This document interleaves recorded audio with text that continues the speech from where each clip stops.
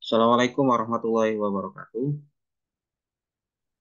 Waalaikumsalam Waalaikumsalam warahmatullahi warahmatullahi wabarakatuh. wabarakatuh. Oke, siap. Warahmatullahi wabarakatuh. Terima kasih atas waktunya karena bersedia gabung di perkuliahan hari ini, yaitu terkait tentang ini. Saya ngambil di pertemuan ke-9, yaitu penilaian pada pembelajaran. Seperti kita tahu sendiri bahwasanya sekarang ini kan adalah era dari kurikulum merdeka, tapi kurang tahu lagi nanti ada kebijakan di tahun 2024 ini kurikulumnya seperti apa, prototipe, dengar kemarin itu kurikulum nasional atau gimana istilahnya. Belum lagi nanti mungkin ada pemberitahuan lagi atau edaran lagi yang lebih terbaru. Tapi untuk sementara ini adalah kita di kurikulum merdeka. Terkait tentang kurikulum merdeka, ya, Samen sudah dapat kemarin materinya dan sudah saya jelaskan juga dari dosen yang lain juga seperti itu, dan juga ketika di praktisi mengajar yaitu mata kuliah kurikulum ataukah pengelolaan pembelajaran juga sering disinggung terkait tentang kurikulum merdeka. Seperti yang ada di ini, ya terkait tentang visi pendidikan Indonesia yang ada di layar, yang mana semua itu ada termuat dalam profil pelajar Pancasila. Yang pertama, beriman, bertakwa kepada Tuhan, berakhlak mulia, berkebinekaan global, bergotong royong, kreatif, benar, kritis, dan mandiri. Seperti itu. Kemudian, terkait tentang regulasi untuk kebijakan-kebijakan ini ada di layar, ya, yang mana sampai pada pedoman penerapan kurikulum itu.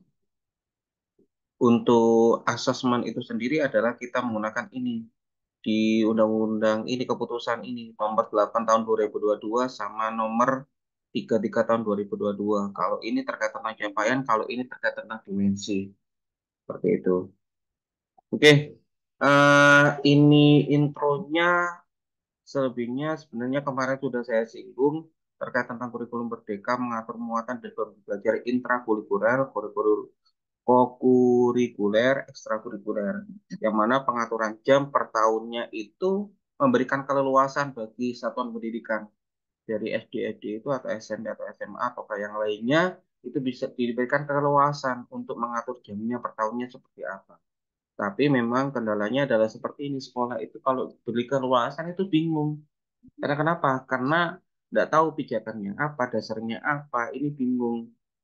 Nah, jadi eh, kembali lagi ke sekolahnya harus benar-benar paham terkait tentang kondisi sekolahnya, kurikulumnya, dan lain sebagainya. Pembelajaran karakter dan kompetensi melalui penguatan profil pelajar Pancasila yang ada, kita tahu sendiri banyak sekali di media sosial, di berita atau informasi terkait tentang penerapan P5, ya, itu. Coba direfleksikan kembali apakah memang itu bisa apa ya namanya ya, mencerminkan pembelajaran karakter dan kompetensi.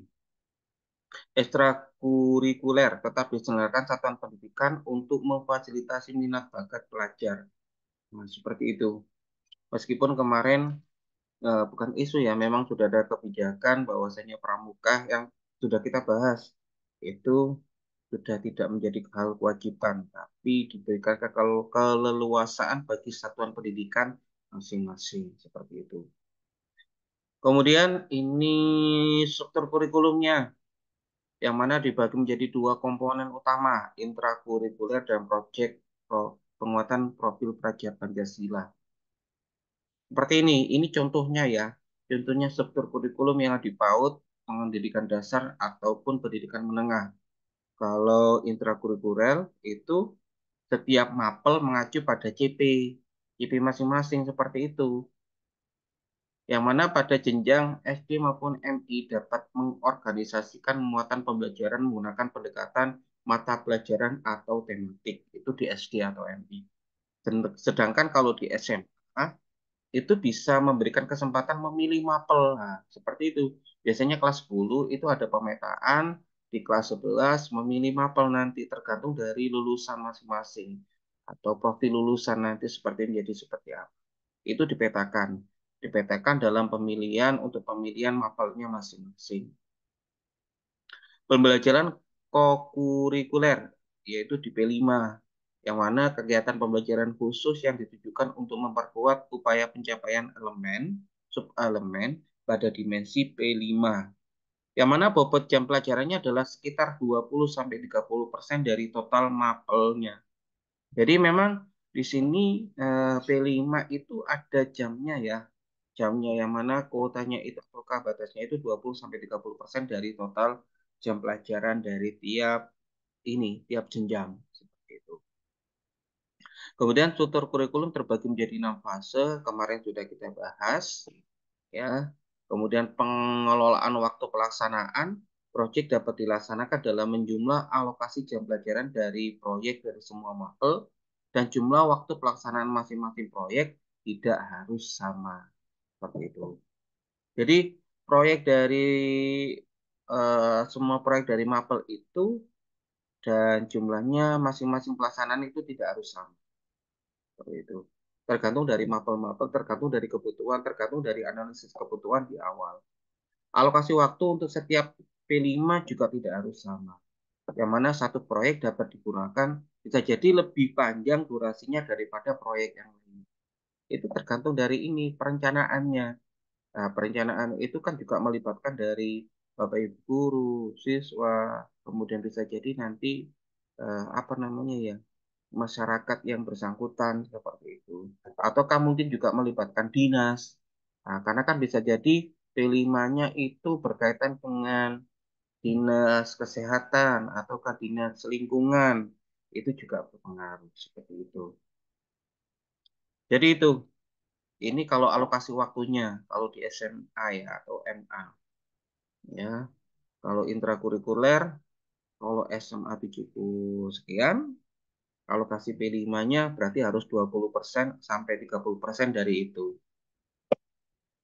Kemudian C ini satuan satuan pendidikan menerjemahkan CP ya. Ini kelihatannya masih kemarin sudah saya jelaskan ini terkait tentang ini yang mana bisa sistem blok, integrasi, tematik dan lain sebagainya. Nah, ini yang saya maksudkan untuk hari ini. Itu tadi kan intro untuk mengulas materi kemarin. Yang mana pembelajaran dan asesmen. Kalau Samen ini, kalau Miftahudin asesmen, asesmen itu artinya apa kira-kira Miftahudin? Ada istilah asesmen di sini. Bagaimana? Asesmen itu apa? Kalau menurut Miftahudin,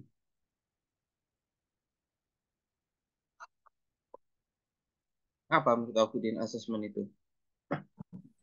Kalau menurut saya semacam kayak penilaian terhadap Oke, apa yang sudah pernah didapatkan.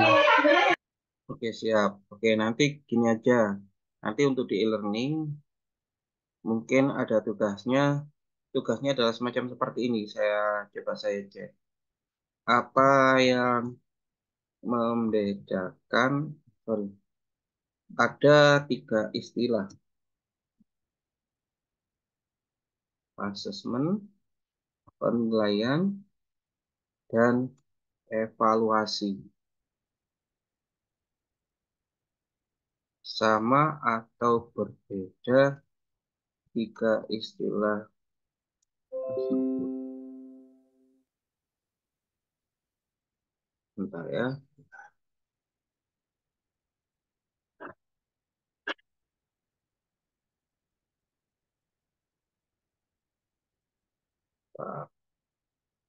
Istilah tersebut jika berbeda, nah, dan jika berbeda jelas, maka jelaskan dan berikan contoh penerapan masing-masing dalam pembelajaran, terutama pada kurikulum merdeka. Nah, ini nanti tugasnya ini. Nah,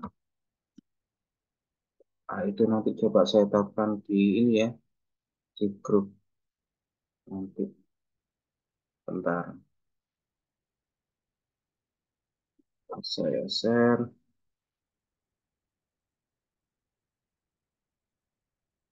bentar.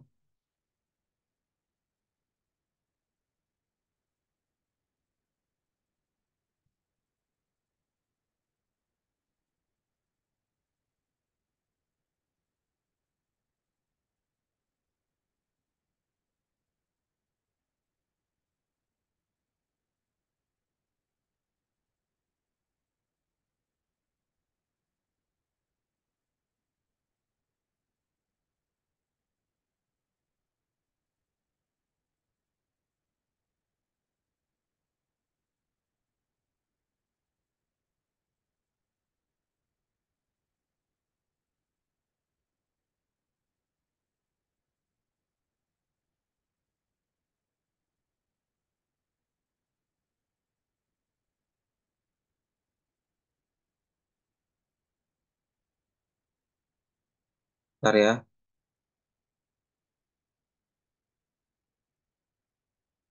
Tuh, sudah saya tetapkan di grup.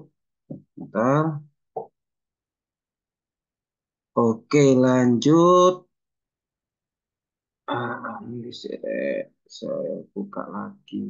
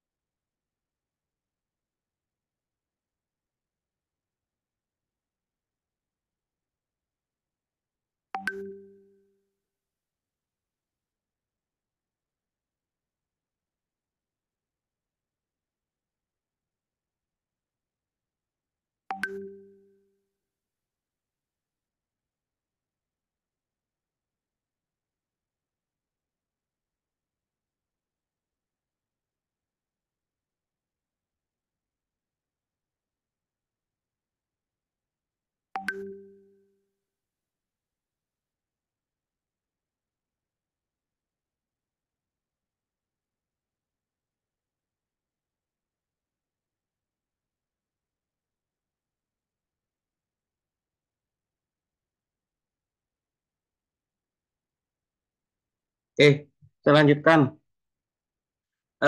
Perencanaan dan pelaksanaan pembelajaran asesmen. Asesmen di awal pembelajaran dapat dilakukan. Nah, ini cirinya biasanya kan ini di salah satu kurikulum merdeka kan asesmen awal pembelajaran yang mana digunakan untuk mengidentifikasi kebutuhan belajar peserta didik. Nah, asesmen ini dulu namanya asesmen diagnostik, tapi di sini sekarang asesmen awal ya, seperti itu. Yang mana dilakukan untuk perencanaan pembelajaran. Ya, ini digunakan untuk pedoman kita, rujukan kita melakukan suatu program pembelajaran, gitu. Karena kemarin sudah saya jelaskan juga bahwasanya di awal itu memang seperti kayak tes gaya belajar, seperti tes apa ya, seperti kuesioner dari sekolah itu. Kemudian yang kedua adalah satuan pendidikan dan pendidik memiliki keleluasan untuk menentukan kegiatan belajar dan perangkat ajar. Ini dari hasil asesmen awal, kemudian dari situ kan satuan pendidik dan pendidikan itu menentukan membuat TPCP dan lain sebagainya. Nah, untuk membuat TPCP sampai pada modul itu ada keleluasaan bagi pendidik untuk membuatnya. CP-nya, TP-nya yang mana disesuaikan dengan kondisi di sana, baik peserta didik maupun fasilitas yang ada. Gitu. Kemudian juga memiliki keleluasan untuk menentukan jenis teknik dan bentuk instrumen. Nah, ini jenis teknik bentuk instrumen.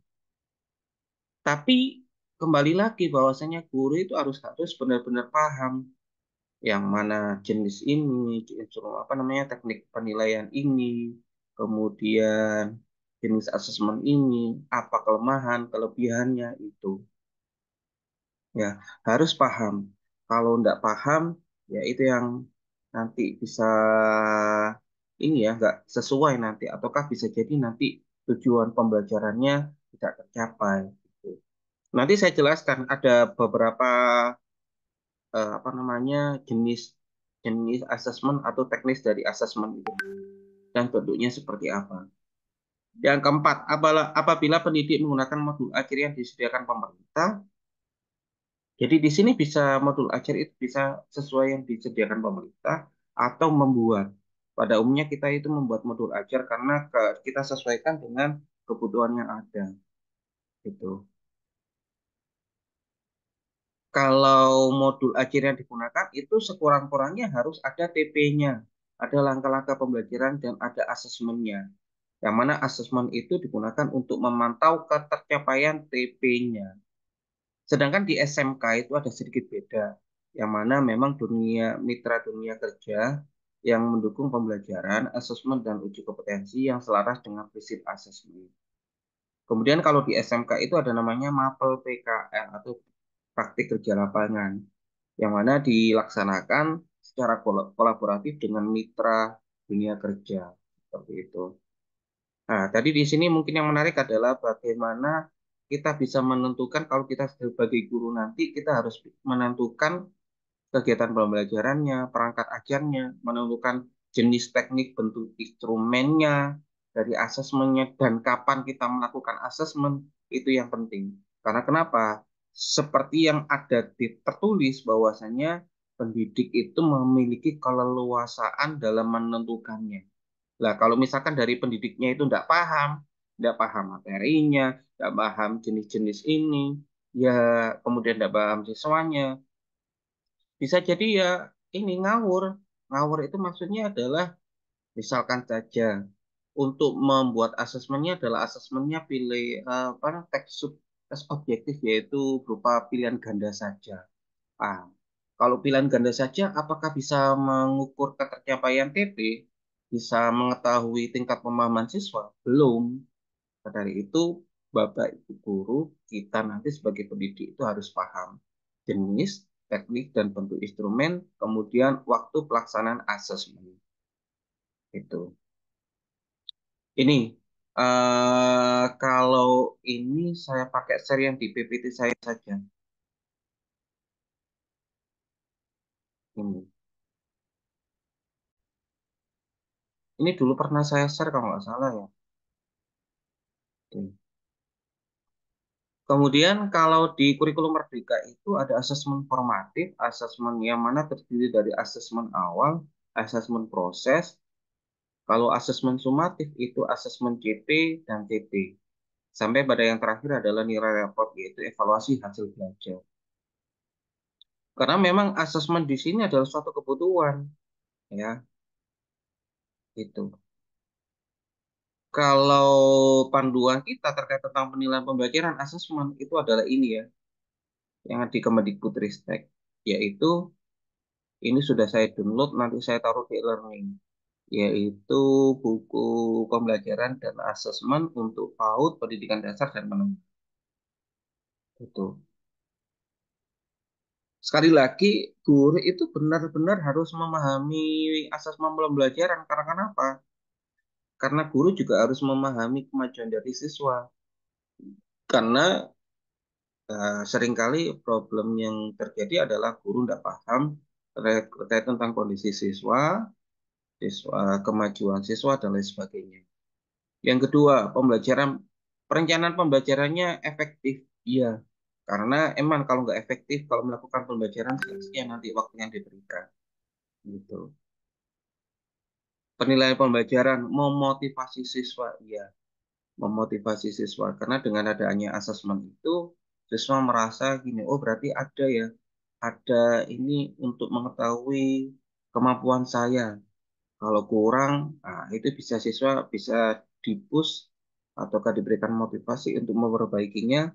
Kalau lebih, maka bisa diberikan pengayaan atau bisa itu seperti itu. Kemudian melakukan rencana pengajaran berkelanjutan. Nah, dari hasil asesmen itu kan nanti kita juga bisa melakukan semacam tindak lanjut, semacam pengajaran nanti kelanjutannya seperti apa. Tuh. Kemudian asesmen itu juga untuk mengintegrasikan. Hmm. Kalau tadi kan katanya Miftahudin asesmen itu seperti itu penilaian.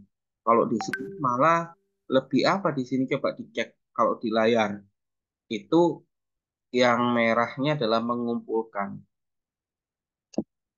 Ya, jadi memang asesmen di sini adalah proses, bukan hanya penilaian saja ya. Bukan kalau penilaian itu di akhir. Kalau asesmen ini adalah dari awal, proses pengumpulannya. Dan bukan hanya penilaian saja, tapi proses pengumpulan, pengolahan, kemudian analisis, sampai pada menafsirkan hasil dari capaian belajar siswa. Itu. Yang mana capaian itu kita bisa melakukan tindak lanjut untuk meningkatkan kualitas pembelajaran yang sudah dilakukan oleh Bapak Ibu guru. Itu. Dari prinsip asesmen itu sendiri, asesmen ya bagian terpadu daripada proses pembelajaran, asesmen dirancang dan dilakukan sesuai dengan fungsinya, asesmen dirancang secara adil, proporsional. Iya, secara adil dan proporsional ya. Karena kenapa? Memang ini untuk menjelaskan kemajuan dari belajar siswa dan asesmen ini digunakan untuk menentukan keputusan yang tepat atau langkah untuk melakukan proses pembelajaran selanjutnya. Kalau misalkan asesmennya memang benar-benar adil, benar-benar valid, dan dapat dipercaya. Kalau misalkan asesmennya saja ternyata ada kecurangan dan lain sebagainya, seperti begini yang polemiknya sekarang itu. Sekarang kan kalau kita lihat di UTBK ya, ternyata di UTBK atau UN itu kan asesmen salah satu bentuk asesmen yang dilakukan oleh pemerintah. Tapi ternyata banyak sekali kecurangan-kecurangan yang ada. Jadi teknologi itu juga tidak memungkiri adanya suatu proses yang tidak adil ataukah kecurangan-kecurangan seperti itu. Kalau seperti itu, hasilnya apakah kita bisa menentukan keputusan yang tepat untuk proses pembelajaran selanjutnya? Itu perlu dipertanyakan. Kemudian laporan kemajuan belajar. Kemudian yang terakhir hasil asesmen digunakan peserta didik, pendidik, tenaga pendidikan, dan orang tua wali sebagai bahan refleksi untuk meningkatkan mutu pembelajaran. Itu. Kalau di sisi pembelajaran, kurikulum, nah, saling ini dengan asesmen. Jadi asesmen tidak di akhir saja ya, tapi di selama proses pengumpulan sampai pada penilaian sampai pada penafsiran hasil. Kalau di Kemenak ada selain P5 itu ada Rohmatan lil alamin. Kalau di Kemenak. Kalau di Kemendikbud hanya P5 saja. Kalau di Kemenak ada tambahan lagi yaitu profil pelajar Rohmatan lil alamin. Apa itu nanti bisa dicoba dicek di edaran-edaran atau keputusan Menteri Pendidikan Agama. Menteri Agama ya, insya Allah ada. Itu. Itu langsung saja di sini saya terkait tentang asesmen ya alurnya. Yang pertama adalah menentukan TP. Kalau sudah menentukan TP, maka kita bisa melakukan merancang indikator. Indikator dari pembelajaran itu sendiri. Yang mana indikator itu kedalaman tujuan, mencakup aspek kognitif, psikomotorik, dan sikap. Setelah itu menyusun strategi asesmen, kemudian menyiapkan alat ukurnya, instrumennya, harus ada rubriknya ya. Jadi begini, kalau misalkan sampean membuat semacam ini, apa namanya, suatu asesmen, ya harus ada rubrik ataukah ini pedoman penilaiannya itu harus ada. Nggak boleh sakar PDW, artinya membuat asesmen kemudian nilainya ya sesuka hati itu nggak boleh. Ya, kembali lagi maka asesmennya tidak valid, tidak adil, ataukah bisa jadi tidak dapat dipercaya. Itu. Yang kelima, menyiapkan instruksi. Ya, kenapa? Miftahudin. Oke. Itu Pak, yang rubrik itu kayak yang satu satu dapat itu satu itu siswa dapat seperti apa gitu, yang kedua itu dapat seperti apa gitu kan. Oh ya, rubrik itu banyak sekali macamnya. Ada ini ya. Ada rubrik itu ada rubrik holistik, rubrik analitik. Ya. Ntar saya carikan. Ada teori dari rubrik itu sendiri. Ini kan sudah dapat mata kuliah evaluasi pembelajaran belum? Sudah, Pak. Sudah. Ada rubrik analitik holistik itu sudah dijelaskan. Mungkin materi selanjutnya, Pak. Karena Iya. kemarin sudah disuruh untuk mencari instrumen non-tes. Oh, sudah. Sudah sampai ke sana.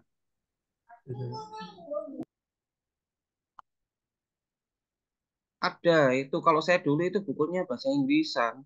Ada bukunya masih di rumah. Tapi kalau ini bentar saya carikan.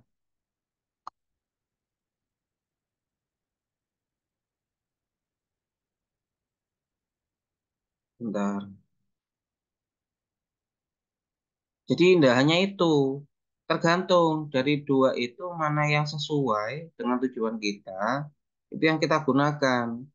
Ya memang rubrik itu ada yang kita menggunakan nilainya dua, nilainya satu, itu seperti itu. Boleh. Tapi macam-macam. Nah ini ya. Bentar, saya tahu saya anu.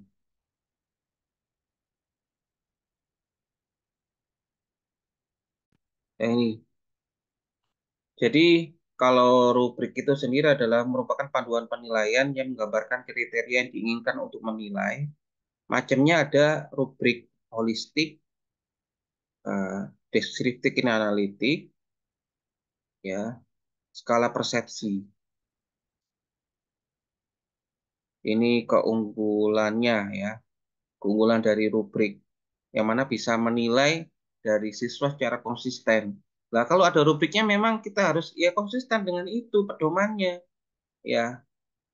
Dan kita mengklarifikasi dari kriterianya itu, ya. Ini macamnya. Ini kapan kita menggunakan rubrik holistik? Ini kita lihat dari kelebihan dan kelemahannya.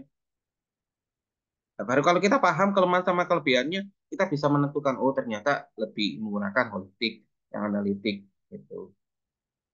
Kalau rubrik deskriptif untuk penilaian presentasi makalah ada di sini, kayak seperti ini.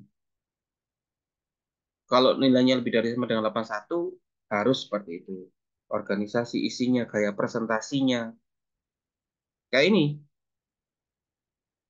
ya, 81. Kalau holistik kayak ini, penguasaan materi kan holistik. Kalau ini kan deskriptif karena ada deskripsinya. Kalau sangat baik itu begini. Kalau ini holistik. Hmm. Ini yang penilaian portofolio artikel. Jadi ada aspek penilaiannya, ya seperti itu. Bentar, yang rubrik yang lain saya carikan. Ada, memang kayak seperti itu. Nah ini juga, ini kelihatan nggak ini? Ini rubrik analitik, tapi bahasa Inggris. Coba nanti ah ini kelemahan dan kelebihannya. Nah, nanti bisa dibaca ataukah mungkin emang perlu. Kalau memang saya dulu itu ya bahasa Inggris. Ya enggak apa-apa. Dicoba nanti. Kemarin sudah anu belum sampai mana kalau yang di mata kuliah evaluasi pembelajaran?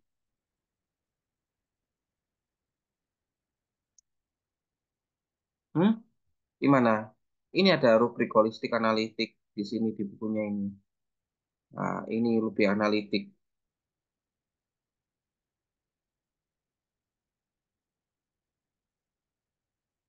Mana contohnya ini? Oh, holistik. Ini kekurangan kelebihannya. Nah, ini evaluasi. Sebenarnya ini ya, ada di ini kan, ini analitik kayak gitu. Sudah di ini belajar membuat rubrik belum? Kalau di ini di mata kuliahnya. Belum ya? Belum, Pak. Oh, belum. Oke, oke, siap. Nanti bisa belajar membuat itu ya. Oke. Kemudian saya lanjutkan terkait tentang gini asesmen, yang mana asesmen ini masih ada waktu 6 menit. Asesmen formatif, asesmen sumatif tadi sudah saya sampaikan di awal. Asesmen formatif, asesmen awal atau proses, kalau sumatif dalam tahapan pembelajaran, akhir pembelajaran. Asesmen awal, jadi asesmen awal itu di asesmen yang dilakukan sebelum pembelajaran. Di awal semester biasanya, tujuan untuk mendiagnostis, menempatkan pembelajarannya, mengetahui gaya belajarnya. Karena kenapa? Gaya belajar ini nanti digunakan untuk memilih strategi pembelajaran yang akan digunakan. Kalau asesmen formatif, itu tujuannya ini. Karena memang untuk melihat ini, memperbaiki proses pembelajarannya, ya, untuk mendiagnostis daya serap materi peserta didik. Gitu. Kalau dari karakteristiknya, kalau formatif itu terpadu pada proses pembelajaran, melibatkan peserta didik. Kalau sumatif ini, ya untuk mengukur pencapaian hasil belajar tiap TP-nya, bahkan CP-nya pada satu CP di akhir, itu seperti itu. Tapi kedua-duanya ini ada umpan balik. Ya, umpan balik yang mana digunakan untuk perbaikan proses pembelajaran. Gitu. Terkait tentang pelaksanaannya, kalau formatif itu dilakukan proses menerus terus menerus bersama dengan proses pembelajaran. Kalau sumatif itu dilakukan per periode, akhir lingkup materi, semester, akhir jenjang. Gitu. Ini terkait tentang pelaksanaan perbedaannya. Ya. Jenis-jenisnya, instrumennya ini. Kalau di asesmen awal, instrumennya perbedaan gaya belajar, minat belajar, tingkat kognitifnya, kebutuhan belajar. Gitu. Kalau asesmen formatif, untuk mengukur TP, proses perlakuan. Kalau sumatif, untuk mengukur pengetahuan, keterampilan, sikap. Gitu. Ini, ini teknik asesmennya. Ada observasi, ada penilaian kinerja, ada tes tulis, ada tes lisan, ada portofolio. Kita harus paham satu-satunya ini, kapan kita menggunakan ini. Gitu. Jangan hanya saja tes tulis saja. Tes tulis pun tes anak-anak diberikan tes tulis, hai. Kemudian diberikan soal uraian, nah, padahal soal uraian ditumpuk tok gak dikoreksi. Gitu. Iya, begitu. Kalau Miftahudin kalau ngajar dikasih tes apa? Seringkali teknisnya yang digunakan dari kelima ini.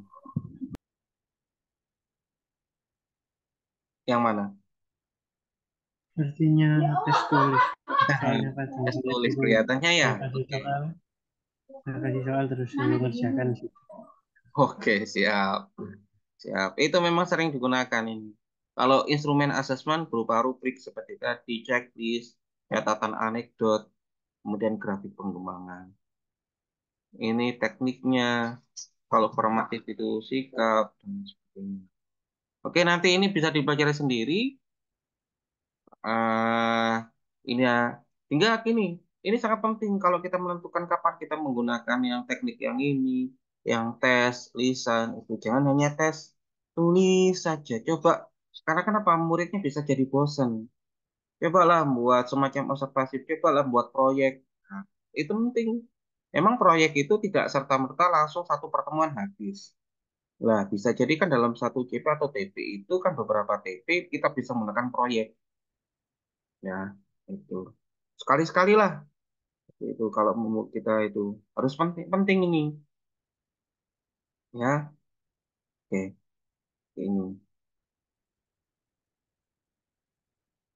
ini banyak sekali yang penting, nanti ini saya share di grup, tapi jangan di share ke mana-mana ya, karena ini data pribadi saya.